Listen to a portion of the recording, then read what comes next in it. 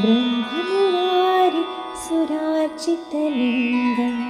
निर्मलभासितशोभितलिङ्गं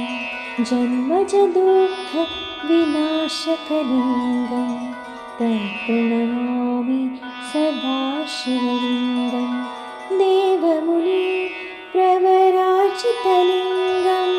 कामदहं करुणाकरलिङ्गं रावणदर्प विनाशनलिङ्गं तत्प्रणमामि सदा शिवलिङ्गं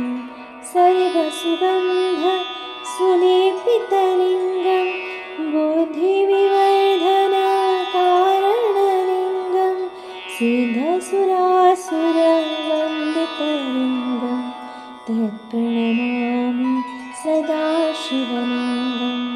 कनकमहामणिभूषितलिङ्गं फणिपतिवेष्टितशोभितलिङ्गं दक्षसुयज्ञविनाशनलिङ्गं तत्प्रणमामि सदा शिवलिङ्गं कुङ्कुमचन्दनलेपितलिङ्गं पङ्कजहार सुशोभितलिङ्गं सञ्चितपापविनाशनलिङ्गं तत्प्रणमामि सदा शिवलिङ्गं देवगणार्चितसेवितलिङ्गं भावैर्भक्तिभिरेव च लिङ्गं दिनकरकोटिप्रभाकरलिङ्गं तत्प्रणमामि सदा शिवलिङ्गम्